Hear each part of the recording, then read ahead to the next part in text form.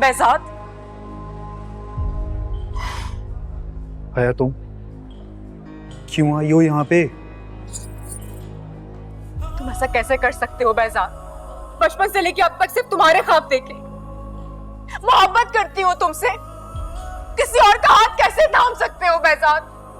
behzad ऐसा मत करो, प्लीज मत करो ऐसा, प्लीज। आया क्या कर रही हो? सब देख रहे हैं। अपना लो मुझे प्लीज। हाथ छोड़ो behzad का। क्या कर रही हो तुम? रहम नहीं आ रहा मुझ पर। हमेशा चाहा है तुम्हें, मोहब्बत की है तुमसे, शादी करनी है तुमसे। छोड़ दो इसे, इनकार कर दो behzad, शादी कर लो मुझसे, अपना लो मुझे। तुम्हें समझ में नहीं आ रही है मैं क्या कह रहा हूँ तुमसे? छोड़ दो ज़ारा को। पीछे हटो। किस किस्म की लड़की हो आखिर तुम? तुम्हें जरा शर्म नहीं आ रही? वो तुम्हें इनकार कर चुका है। behzad इसके आगे हमारा सीन क्रिएट करे। चलो यहाँ से। behzad प्लीज, चलो यहाँ। तुम नहीं जा सकते। पीछे हटो। behzad please, behzad।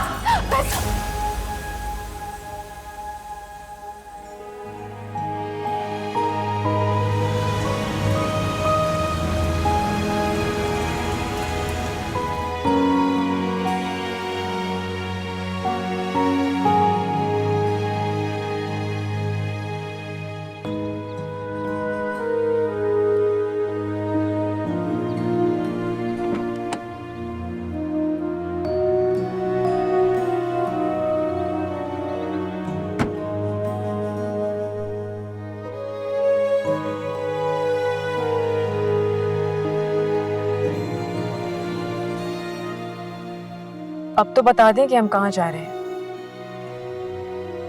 अब मुबारक मंजिल जा रहे हैं। मुबारक मंजिल? मैं वहां क्या करूंगी? तुम्हें कुछ नहीं करना, सब करने के लिए भी मैं मौजूद हूँ। हाँ, अगर तुम्हें कुछ करना है तो बस इतना करो, जो मैं कहती हूँ उस पर खामोशी से अमल करो।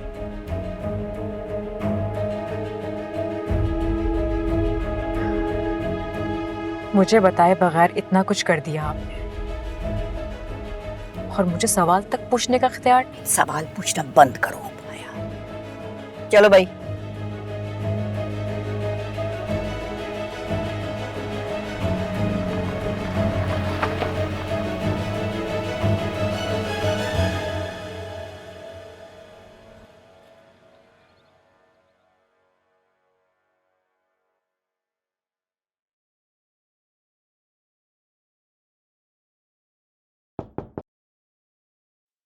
जी कैसे सर? भाई मीटिंग ने तो बहुत थका दिया, अब आगे क्या करना है? चेंबर ऑफ कॉमर्स के साथ मीटिंग है चाचा जान, भूल गए आप? नहीं भूला नहीं हूँ, मगर भाभी बेगम का पैगाम आया था कि घर आज जल्दी पहुंचे, कुछ मेहमान आने वाले हैं। हाँ बात तो सही है, लेकिन ये मीटिंग भी तो बहुत ज्यादा इम्पोर्टेंट है, आप तो जानते ही हैं। तो ठीक है, तुम भाभी बेगम को जवाब दे देना। ठीक है, मैं संभाल लूंगा। बेटा तुम कारोबार संभाल सकोगे, भाभी बेगम को जवाब नहीं दे सकोगे। देखिए, मैं अम्मी जान से कहूंगा कि मेहमानों के साथ डिनर तो कभी भी हो सकता है, लेकिन चौथी फैक्ट्री बनाने का चांस बार बार नहीं मिलता है। हाँ, इसमें तो कोई शक नहीं है कि तुम्हारी कामयाबियों ने सारी बिजनेस कम्युनिटी को लाजवाब कर दिया है। चलो, हो सकता है कि तुम भाभी बेगम को भी लाजवाब कर दो। चलो फिर चलें, थैंक यू, आ जाए।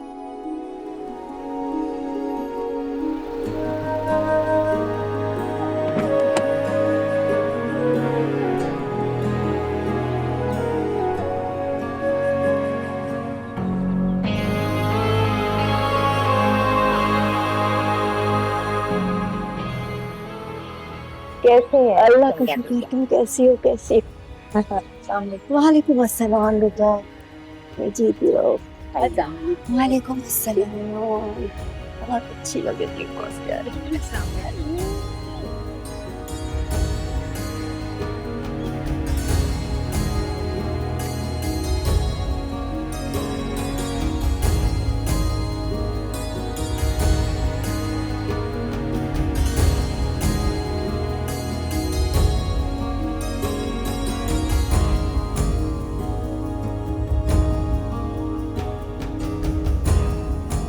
आइए दरख्शां बेगम, बैठिए, ये आपकी नशिस्त। अरे नहीं, ये तो घर के सरबराह की नशिस्त है, आप यहाँ बैठिए। इसीलिए तो कह रही हूँ, आप बड़ी हैं हमारे घर की, आप बैठेंगी।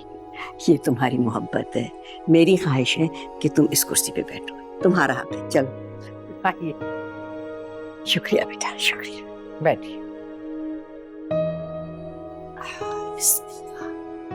माशाल्लाह।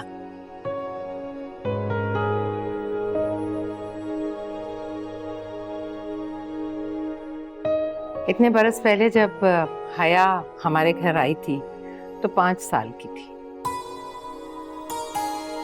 माशाल्लाह हया पे तो नजर ही नहीं टिक रही, कितनी प्यारी हो गई है। अभी नजर लगाएंगे आप क्या? भैया मेरी बीवी ने पॉइंट बना दिया। मैं आप सब लोगों को ये बताना चाहती हूँ कि हया अब यहाँ मेहमान बनकर नहीं, बल्कि मुस्तकिल हमारे साथ रहेगी हमारे घर में।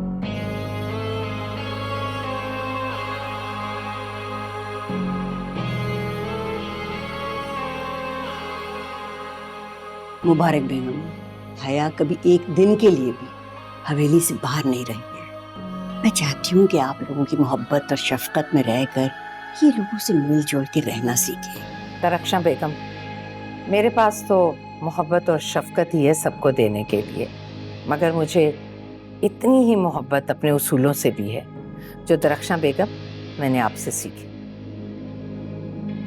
ये सब तरक्शा बेगम के ताबेदार हैं और मुझे यहाँ तरक्शा बेगम लेकर आई है, तो फिर तो इन सबको मेरा भी ताबेदार होना चाहिए। हया, तुम भी तो कुछ बोलो। मैं क्या बोलूं? मेरे पास तो बोलने के लिए कुछ है ही नहीं। हाँ, सुनने का इख्तियार है मेरे पास, जो मैं हमेशा सुनती हूँ। मुझे लगता है शायद हया को हमारे साथ यहाँ बैठना अच्छा नहीं लग रहा।